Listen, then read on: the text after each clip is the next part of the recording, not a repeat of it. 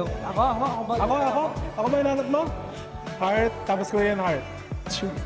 Uy, ang ganda na. May baon. Tapos na yung hallway shots natin. Bisita natin yung yung room na kung saan tayo mag-shoot. Classroom, tama? Yan, check natin yung PD. Ang ingay-ingay ng paligid. Ba't pag nakita kita, ang tahimik? Naninibago sa pag-ibig. Kunyari, susulat ka ng sa slam book.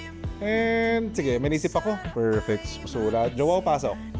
Nagulat si Sasa. Oh my God, katabi ko si Joao. Okay, busy tayo. Nag-panic tayo. Okay, next page. Pero feel na feel akong shota.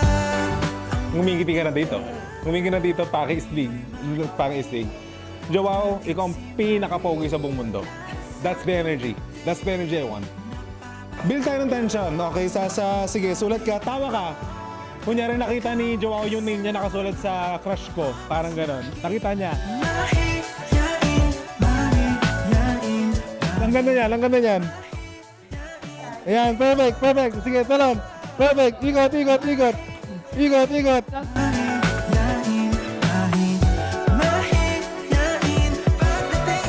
May plano tayo. Kukunin natin yung pinaka-organic ni Sasa. Yeah. May dumi, oh. May dumi sa forehead. Nawala na. Okay. So actually, we're almost done. And shoutout dito kay Direk Eman. Hindi naman. Palakpakan na si Direk Eman.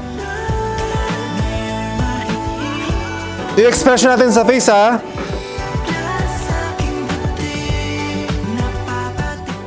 Last 2 scenes na lang, then we're done. So after ito, sa mezzanine na shoot natin.